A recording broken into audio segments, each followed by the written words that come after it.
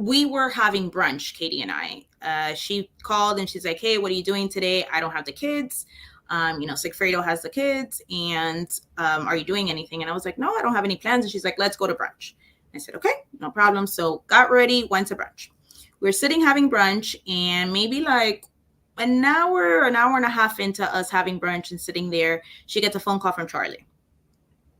And Charlie said, "Hey, what are you up to?" And she said, "Well, I'm having brunch with Yindra." And he's like, "Well, if you guys have no plans, you guys should come by and come to the pool.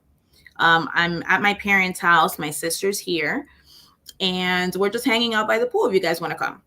So she asked me if I wanted to go. And I said, "Yeah, sure. I have a couple of hours," because I knew that my ex-husband was bringing my daughter back because he had to work the night shift.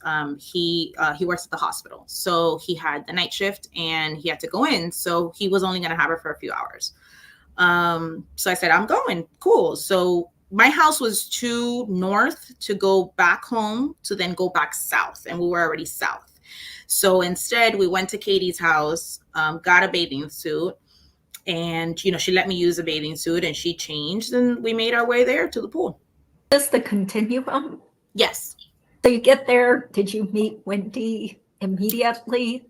Yeah, immediately. So we get there, we go through the lobby. I go to the restroom in the lobby, I recall, change out of, the clothing that I was wearing. And we went directly to the pool. And we get to the pool, Wendy was sitting on the side of the pool there. And, Charlie was, standing by the pool. And then he was like, he greeted us and he's like, "This is my sister." And we said hello. And then we all just got in the pool. She didn't get in the pool. She sat outside of the pool and we were just in the pool, like us, Charlie, myself, and Katie were in the pool. And we were speaking to her as she was sitting outside of the pool. You mentioned you were sort of surprised that she was so pretty. Yeah. Honestly, I felt, she was very well spoken, soft spoken at that. Very intelligent woman. We started talking about the book that she had published and how it's going to be used, at the school that, she was working at FSU. She said that it was going to be used the following semester and how proud she was of that accomplishment. And I was like, "Oh, that's awesome." She just seemed like a regular person.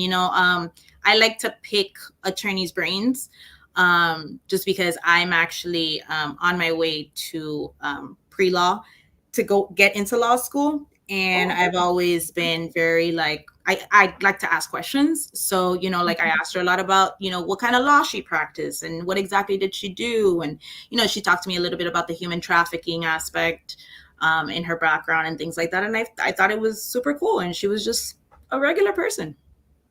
At that point, you didn't know about Charlie supposedly going around to sex tours in other countries and, No. Okay.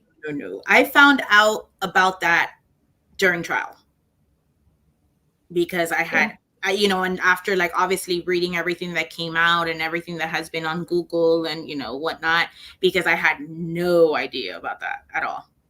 Well, getting back to Wendy, did you think it was kind of weird that she started mentioning her book?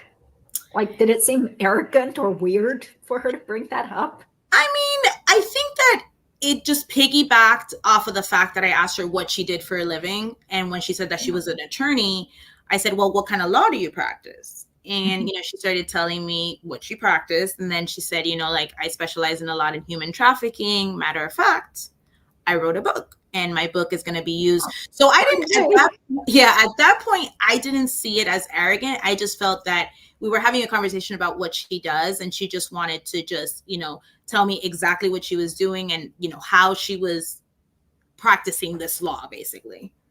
Yeah. Yeah. Did it seem like Katie knew her?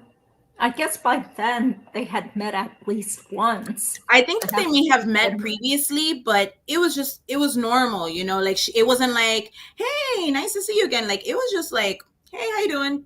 It was normal. It was just like, you see somebody that you haven't seen in a while and you're like, "Hey, how are you?" It didn't seem, she wasn't having continuous conversation with her. If anything, I was talking to Wendy more than Katie was. Somehow you guys wound up going to the beach, which was right there, right next to it was shortly thereafter. We were at the pool for a little bit and then they were like, hey, like, you want to go over to the beach? They have like, service on the beach where you can order food. And, if you guys want to eat something or drink something, and we can do that. And we're like, okay. And, we went over there because we weren't paying for it. It was going on the tab. And I was just like, sure. And it had been, several hours. So at this point, you're in the water for a while and you're just like, okay, I'm hungry now. The beach and the pool gets you hungry. Yeah. So I remember very, very clearly that we ate grilled chicken sandwiches and had sangrias. Charlie paid for. Yeah. Mm-hmm. Yeah. And then I think you said that it was Charlie's idea to take a picture.